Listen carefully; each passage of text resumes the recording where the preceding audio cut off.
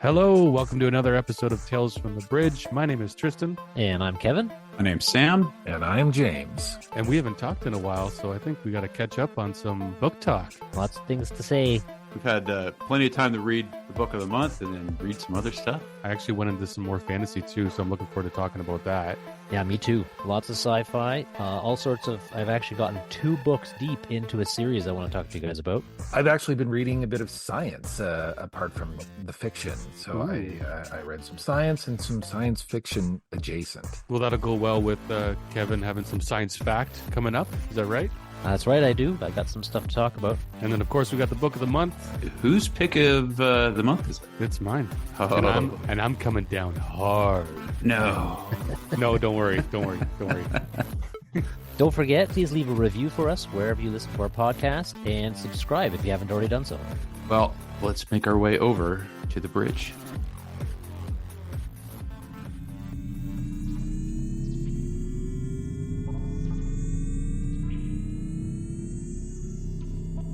All right, so I've got a bit of science fiction, science fact for you guys. I was reading the book Nexus by Ramaz Nam, and this is a book about people hacking their brains, literally using nanoparticles to modify the brain so that you can actually insert programming into it. And as a byproduct of that, you can communicate with other people's brains. So as a direct neural interface. And I remember thinking to myself as I was reading this, we're kind of working our way towards that, with Neuralink, the Elon Musk company, which we've talked about ad nauseum on this show, and with some other technologies, we're kind of getting to the point where we can start to do direct brain-to-brain communication, and it got me a little bit weirded out. Do you remember when Peter Watts came on? He came onto the show, and he was talking about a set of twins that live in British Columbia, named the Hogan twins. And Right. they have a brain connection where they have separate brains, but they're able to sense each other's senses. So it's either sight or smell or touch, but they can also communicate. So, and they apparently don't say we very often. They'll actually refer to themselves as I, the two of them. And this speaks, I think, to this concept of collective intelligence or hive minds, or, if you listen to Nick Bostrom, the idea of collective superintelligence, right? When you can get people's brains all squished together and they're all working in collaboration, you have a sort of superintelligence. And of course, this is what Ramaz Nam in the book Nexus is talking about, and it's actually a great series. So I went and did a little bit of hunting around where we're at with this. And even apart from brain implants like Neuralink is looking to do, there are non-invasive ways of connecting our brains using electroencephalograms, EEGs, those things where you put the little suction cuppy things around your head and it reads your brain waves. There are these dudes who published something in Nature that does a multi-person brain-to-brain interface that allows for bidirectional communication. So not only sending information, which you can do with EEGs, you can also receive information with them, which I had no idea about. So they set up what they call the brain net. And so 3 or more people can sit there and think about things and communicate with each other. And they were doing tasks, they were playing games, and communicating effectively using this brain net, which completely blew me away. And for anybody who is interested in reading about this, apparently it is not since the 2010s, people have been doing this. And the title of the article is called BrainNet, a multi-person brain-to-brain interface for direct collaboration between brains. And it's in Nature, 2019. But what I wanted to kind of think about here, the science fiction part of this, is at what point do we start to say that we have collective superintelligence, like where we can collaborate so well that it's above and beyond the regular collective intelligence that we have, like doing science or collaborating at a conference, or like maybe we're kind of already a collective superintelligence because we can communicate so effectively through our mobile phones. Are we on the spectrum of collective superintelligence already? Oh, what is the internet, right? Right. We have these phones that connect us to this essentially a neural-esque network that goes global. And so it seems almost like the next logical step, right? Like I don't know that it's philosophical. I feel like it's a technical evolution, so, and I think for me, it's a matter of being able to apply a filter, I think. And I'm not clear. I'm speaking as someone who hasn't read the article and maybe way out of my lane. Well, I am speaking way out of my lane. Let's be clear. But We all are. I think adding, I feel like having that collaboration would require a filter so that, like, me thinking about my grocery list doesn't creep in. Like, how do I have to focus? Is there a gathering point where I can take the information that I want to share and just share that? And so just as we see when you log online, you essentially are opening a digital door into your private space. What kind of firewall could would be required for something like that to work without it being just a giant dog's breakfast, right? Like, and so I don't know, those are all the little factors that I think are all solvable problems, but certainly, like, how does me trying to hold in a fart not make it onto the mass neural web, right? Right.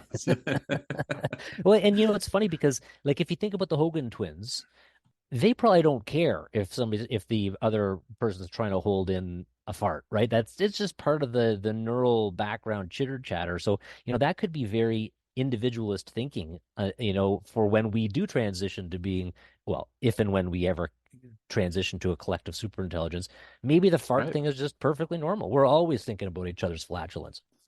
And maybe that's that's an excellent okay, point. Yeah, maybe right? that's dinosaur thinking. Yeah. I think that's It'll be- evolved empathy is what that is. We can look past our embarrassments and go, oh yeah, I've been feeling that too, and just all understand each other a little better. Evolved empathy. I like that. That's a good one. Thank you. I just made it up. Good. Well, and the other thing that Peter Watts said was, if you think about the two hemispheres of our brain, the left and right hemispheres of our brain are completely separate except for the corpus callosum, which is a fairly low bandwidth piece of meat that connects the two. It's in the order of like megabits per second, like tens of megabits, which is not a lot of data that transmits between them. And yet we don't think of ourselves as a hive mind, but if essentially we are a hive mind. We have two brains and they connect through a fairly low bandwidth connection, and we act as though we are an individual. And we are, of course, we are an individual. But to what extent could we have a Neuralink connection between our brains? And then at what point do we stop saying we and we start saying I, and we are a collective superintelligence? Because that's what we see in our own brains, and that's what we see with the Hogan twins, right? When they think of themselves as an individual, and I don't know, I think that's a fascinating concept where science fiction concepts are imminently, maybe fairly medium term, imminently something that we're going to start to see. Maybe we use AI to help filter the thoughts that Sam In case was we don't want talking them to about. hear about our Maybe flatulence. AI is like fart, stay out. Right. Well, and the other cautionary tale, of course, is that of Tomax and Zaymot from the 1980s G.I. Joe cartoon. The Cobra aligned twins who could read each other's thoughts and use those powers for evil. So, perhaps a foreboding from 1985, but who knows? You get. I'm thinking of an app where you've got those little toggle switches, and one of them is, turn off evil collaboration, and another one is turn off flatulence discussions, and you can have all sorts of those toggle switches to turn off. I would applaud that. That would absolutely gain my support. Something funny about you mentioning that too. Back in 2021, in September, Neil Blomkamp was on Joe Rogan just before we spoke to him on our show. They're having a conversation, and everyone loves coming on to Joe Rogan, even to this day, and just blowing his mind, right? It's so easy to blow Joe Rogan's mind. He's always just like, whoa. But Neil Blomkamp says, have you heard of the Hogan twins? And starts telling him about the Hogan twins, and then immediately kind of checks himself, and he's like, you need to speak to Peter Watts. He can't go. That. Yeah. I remember that too. Yeah, I had forgotten that he brought that up. Neil Blomkamp brought that up He on did, and he Rogan's had show. obviously got that information from talking to Peter. Yeah, he talks about them a lot, and it's a fascinating concept. Really They're fascinating. they're a real world example of a hive mind, or could be anyway. Amazing. Do you want to talk about what we've been reading and watching? Yeah. Let's do it. I just finished Tomorrow, and it's not a sci-fi. It's sci-fi adjacent, maybe, if video games could be considered that. And I mean, James recommended it. We had a guest a couple episodes ago who recommended it as well. So I said, well, I have to read it, and yeah, just devoured it. Loved it. Nice departure from what we've normally read, and it's just a lovely story about companionship and love and video games and games in general. Yeah, I highly recommend it. Sam, I just wanted to say I'm so glad you enjoyed it, because for me, again, it was like a story. They're all sort of familiar ideas, but I had never read a book that had put them together that way and that artfully. That's the perfect way to sum up that book. Yes, absolutely. And then I started System Collapse by Martha Wells. So I'm just chapter 1, but then I forgot we've got another book of the month coming in. So I will tear through the Martha Wells book in about 4 days anyways. So Those are quick reads for sure. Yeah. And we've been watching Monarch on Apple TV, the Godzilla sort of reboot. Totally fun. I totally recommend it. A lot of fun. It's monsters and a really interesting story that they've spun around it. There is a kind of 50s, 60s essence that they capture really well later on in the story, and they sort of time hop, and Kurt Russell's still cool, and so yeah. Anyways, definitely recommend it, and as well. So if you're looking for something kind of fun and easy to watch on a Friday night, that's where I'd point you. Anyways, that's sort of what I've been up to. I have sort of true to form. I have read a science book, not so much science fiction, but it's called The Nature of Oaks by Dr. Doug Tallamy, and he is an entomologist and ecologist, and it's in a nutshell, so to speak.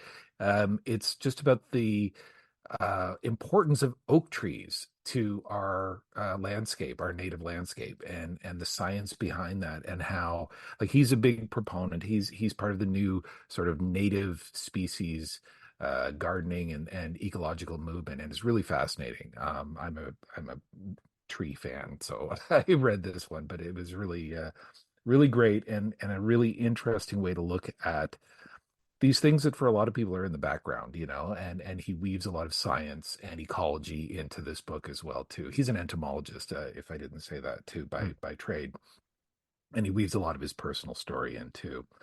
So The Nature of Oaks, and he also has a number of other books along the same lines. But the other one that I've just started reading, I was gifted from my wife as a surprise, was Patrick Stewart's new memoir, Making It So. And I'm only a couple of chapters in, and it is fantastic. He's, it's not overwritten. It's very much as if you were sitting in the room and he was telling you the story, and to the point where sometimes I will read it and in my head I will hear the good captain's voice. It's really great.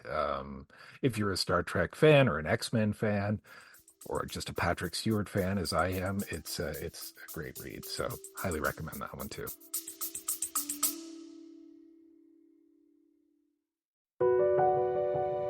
Ever wondered what it takes to make it in the movie business? Peel back the curtain with 4-6 Success Filmmaking.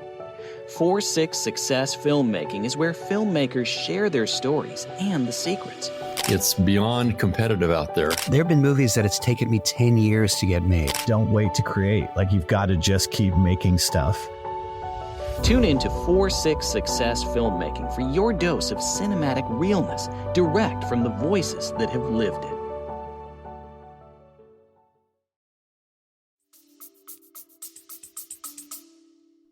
it. Do you think he wrote it himself, or do you think that it was ghostwriter? Or... I don't know. It could have been a mix. There's nobody credited. He certainly has, and I'm a little embarrassed to admit this. He has a better recollection for things that happened in his childhood than I do for things that happened to me last week. So, he is. It's very compelling. He had a rough go. He had a very rough start to his life. Poor, working class in Northern England. And came such a long way to becoming this, not just genre actor that so many of us love for those kind of roles, but really great actor who elevates everything he's in, I think. I remember after seeing him in Next Generation and, becoming a fan of Captain Picard, but then starting to notice the actor in other things too, like Excalibur. Do you remember Excalibur from back in the day, the King Arthur Oh story? yeah. He's one of the kings in that as well too, and in his younger days. So And yeah, He was David Lynch's also, yeah, Dune, right? Gurney what's Halleck. that? And Dune, exactly, another great Young genre pup. piece. Oh, Hello, well young pup. done. I wasn't even going to attempt that. Good job, Tristan. It's only two words I can say in a Stewart accent. So yeah, making it so, make it so, and get yourself out and buy a copy. Right. Well, I already mentioned I've been reading the Nexus trilogy from Ramaz Nam, and I've only gotten through the one book and part of the second book, which is called Crux. The first book is called Nexus, and it's this. He's yet another former computer scientist who's gotten into writing books, and so he's written this idea that you've got these nano drugs that create computing nodes in your brain, and it's super nerdy. He took it's pretty hard sci-fi, which is right up my alley. He essentially ported an operating system. Like, it sounds like he's taken Linux and put it into your brain so you can run apps like learn karate, and it sounds kind of cheesy, but they did it in a way that was um, not exactly like the Matrix and not super cheesy. And so there were some neat brain hacks that he came up with ideas about, and the connections between brains and the opportunity for collective superintelligence. He explores that a little bit with lots of intrigue, as well as kind of a evil NSA, FBI, CIA chasing the protagonists. It's kind of it's it is. I recommend it to people who like hard sci-fi, and are okay with a lot of liberties. I thought it was a fun romp. There's a lot of action, a lot of shooty stuff. It's not one I would recommend to everybody though, but so far I'm enjoying myself. I've been getting through quite a few books over the holidays, just having the time, but less science fiction and more fantasy. I read the second book finally, The Wise Man's Fear. And I know that Kevin also read the new one, which is called. Yeah, the latest Patrick Rothfuss novella is called The Narrow Road Between Desires. Right. And I'm hearing that it's great also. I I loved feel, it. yeah, I hear it's great. I feel a little bit late to the game on this one, but I don't think that really matters since there's only two books in the series except for the two other novellas. The Name of the Wind and The Wise Man's Fear, I think, would be some of my favorite books, maybe. Like, I mean, I don't like putting a number or listing everything in any order, but they're just beautiful. But the big feat of the holidays for myself was the Lord of the Rings trilogy. I did them all. And as much as I'm mostly a sci-fi guy, I think those are my favorite books too. Like, I mean, they're up there among my favorite. I just adore them. Like, they're so thick, they're so heavy with information and with world building, and also characters. Something that I'm sure people talk about, but it still feels underrated. Those characters are amazing. And then the last one I'm going to mention. I'm sorry I had so many guys, but it's been a while since we spoke. I think it was November. Um, but I did the fifth book in the Expanse series, Nemesis Games. Also fantastic. Looking forward to the next one again. Really, really strong story in that one. Really, really enjoyed Nemesis Games. And I'm not sure if, James, you know this, but we have a long-term goal on the show where we would like to have an Expanse episode where we all talk about the books and maybe the TV show as well. I have watched the first season of that show, and I thought it was quite good. I mean, it's not going to knock Blade Runner or anything off of my favorites list, but I thought it was really, the world building was good, the design was good. So yeah, I'd be interested in reading the books. I'm not going to get through them in the next 3 months, but I'll give it a We go know. for sure. For It's a sure. long-term goal. And I Those think ones are, Sam has read all but one, and he's getting up there too, aren't I'm you? getting through them too. Yeah, those are ones are perfect for listening to. Honestly, I think they're just Yeah. a nice romp to listen to. You can listen to them at 1.25 times speed, and you still get the gist of the story. Yeah.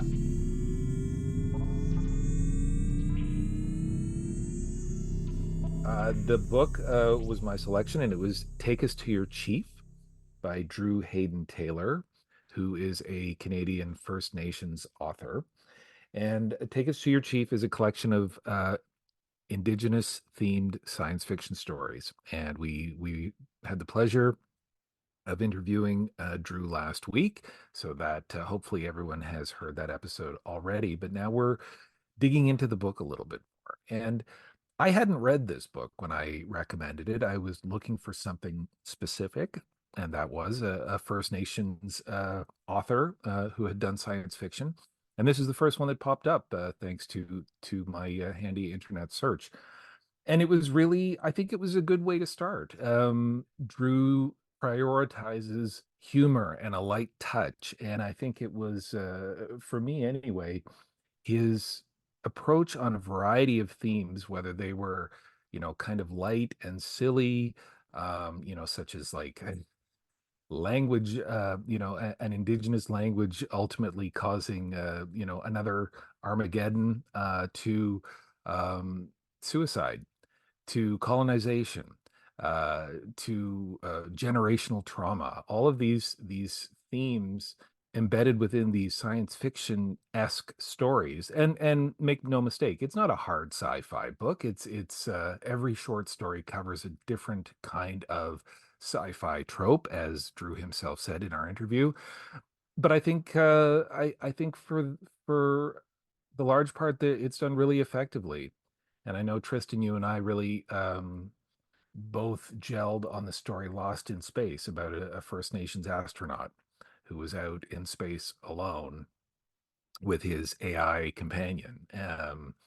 And yeah, I was pleasantly surprised, and I think especially after speaking with Drew, I'm looking forward to branching out and reading more First Nations sci-fi, because as Drew said, there are plenty of authors out there doing this now. The market has opened up, and it's diversified, and yeah, I think it's been a nice way to um, make some progress, and I think sorry, there was a quote that Drew said that I meant to remember, and maybe you can edit this out, Tristan, but he said something about sci-fi being a genre of possibilities, I think, and I think that's really a nice way to look at this, the fact that these possibilities have opened up for these authors, and they can now tell different stories than they may have. So I'm curious, before we get into sort of nitty-gritty stuff, what did you guys think in general? Yeah, I agree. I really enjoyed this series. I don't usually read short stories, but this just reminded me how good a well curated series of short stories can flow, and I think a lot of that has to do with the fact that it was the same author writing them. And I think he led really strong too. So the first story is called as you said, a culturally inappropriate Armageddon, set on a Haudenosaunee reserve, and shortly after the Oka crisis, and it's takes place at a radio station, and they find this old recording that calls in these aliens, and anyways, it's just fantastic. Like I that hooked me right away, and if you've got a good opener like that, it's really easy to sort of shift gears as you move from different story to different story, and it's just a fantastic collection of sci-fi stories here. Yeah, full throated recommendation, and certainly from a perspective that's just we just don't get to hear from, that hasn't been given the opportunities, and has certainly doesn't have the voice within the genre that I think it deserves. And so do yourself a favor and read Take Us to Your Chief. It won't be there's no letdown in this collection at all. It'd be struggling. You kind of have to nitpick to find the weaker stories. I was happily cruised through it, and anyways, nothing but good things to say about it. Yeah, the main thing I think that you get with these stories is there's a lot of heart. There's a lot of there's meaning. There's good feelings.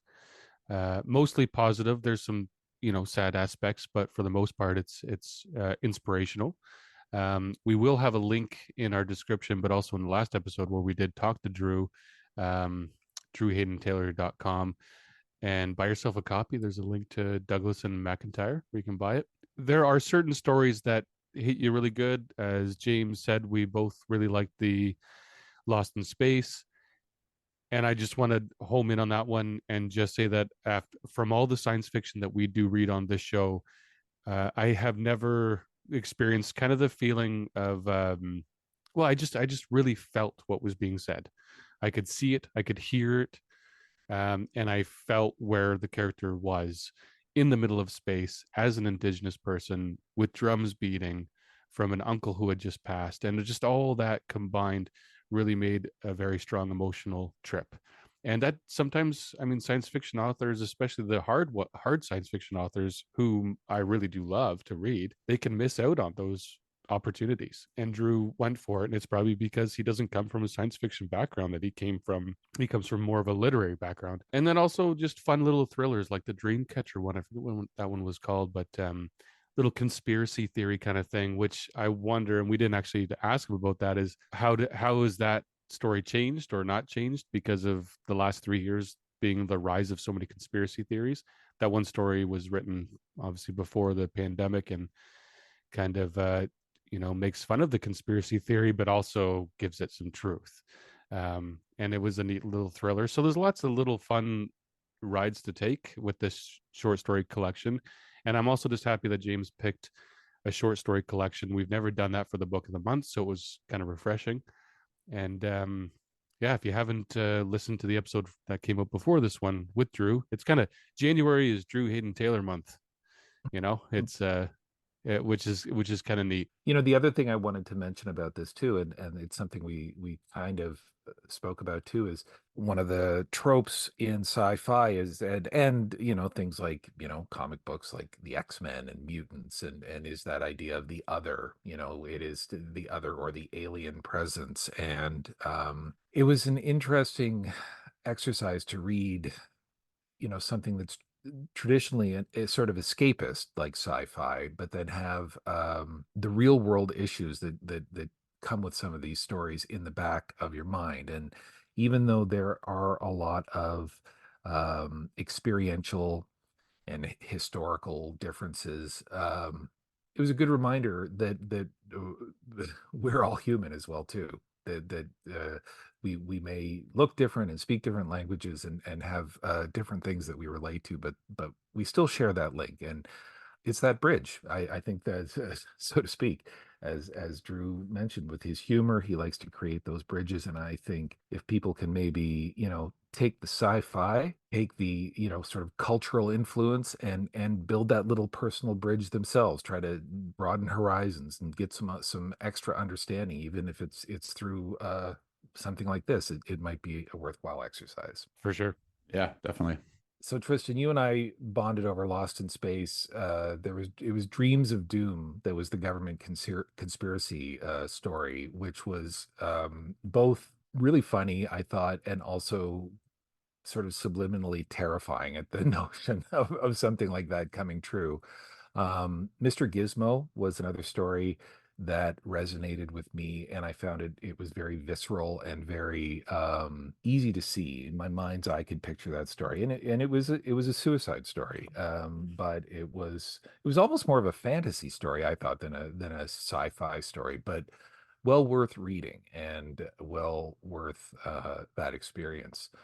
And then the other one I thought was really funny, but kind of sad too, was Super Disappointed, Drew's take on First Nations, the first First Nations superhero.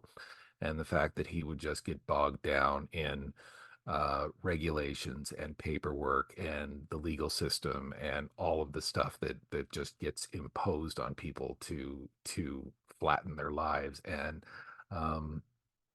that was a bit of a lesson as well too. I think despite maybe cultural differences, I think there was a bit of relating for me to that one as well. Yeah, lots of good stuff and a good broad range of experience for this book.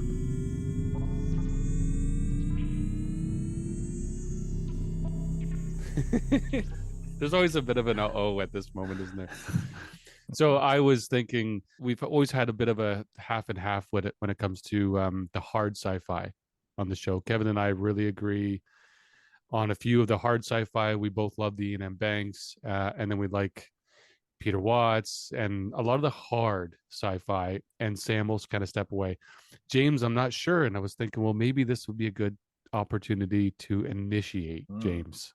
Sounds good. So that's not the full story though. So I picked an author whom I've read a couple of books from, and it is hard sci-fi. He writes very hard sci-fi. So I picked up one of his newer books and thought, this is what we're going to do. And I just started it a couple of days ago and realized that this is a sensitive book and it's not as hard, and it's actually beautiful. So we're going to be reading The Thousand Earths by Stephen Baxter. Oh, so Nice. Stephen Baxter he's got a degree in mathematics and engineering. He started writing probably in the 80s, but he started to get some traction in the 90s with the Zeely Sequence series. And I read the first one, and I'm looking forward to going further into that one, The Rift. But they're hard sci-fi. Like, he is breaking down where you are, where you're going, what the star is made out of, what the gravity is like, what the spin is like where you are. Like, it's and then he also goes distant future. So it's really mind-bending stuff. And from what I can tell, people that love Baxter love him, but a lot of people that give him a go find it's too boring, or it's too rigid, it's too hard, because he's so descriptive with the science and kind of thing, and can lose out on character building and good characters and that kind of thing. So The Thousand Earths came out in 2022, and it's actually 2 stories. And as I started this a couple days ago, I see that there's a sensitivity to his writing here that I have not read in the other 2 books. The other one was the first book, I forget the name of the series, but Times I, that he wrote with Arthur C. Clarke. So, The Thousand Earths, 2022, relatively new. And you've got 2 characters, John Hackett, and he's adventuring to Neptune and back in the year 2145. But because of time dilation, Earth is aged 5 million years.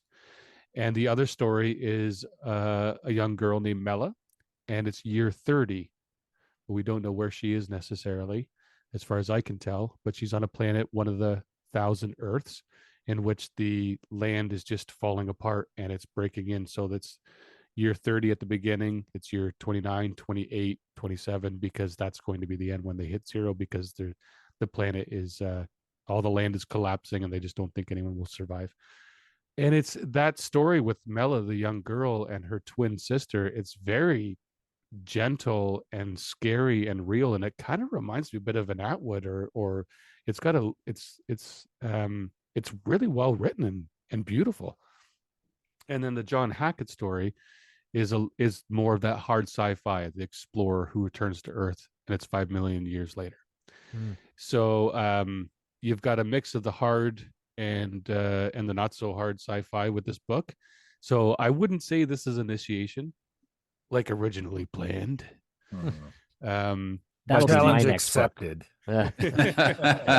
But if I had picked an older Stephen Baxter, like Proxima, or something from the Zeely Sequence, also one of his really beloved short story collections is Vacuum Diagrams, which won the Philip K. Dick Award. Apparently that's just one of his best works, but it's a collection of short stories, and they're really good. I have not jumped into that one yet, but soon. If I had done one of those books, then I'd say that yeah, I'd know Sam would say, I ain't reading that, or I read the first one and I was done. Yeah, And then James would say, James would say, I struggled through that one. If you're not into the hard sci-fi, and Kevin would come back saying that was really good. It's true, I will. I think that was a really good Kevin impression. But I think this one is. I think this is a good meet. I think we're all going to meet in the middle with this one. At least I hope we do. I feel good about this one. So yeah. Well, I've been wanting to read a Stephen Baxter for the show for a long time. In fact, I was thinking about doing that for my next selection. So I'm so glad that you did this. Actually, the only Stephen Baxters that I've read were the Long Earth series that he did in collaboration with Terry Pratchett, which was a really strange collaboration. Because when I read the Long Earth and I think it's the Long Mars, are those that it sounds like it doesn't sound like Terry Pratchett at all. So there must be a ton of Stephen Baxter influence in those ones. And I've heard great things, so I'm super excited. Thanks, Tristan. Yeah, no, this totally. I was just reading a thing on it. It looks like a lot of fun. Yeah. So we'll see. See, I'm glad that we could, because when you haze, if you want to like book haze James here, it's a collective punishment. We all have to read the damn thing, and they're all didn't just sign up for suffering book through hazing. book hazing.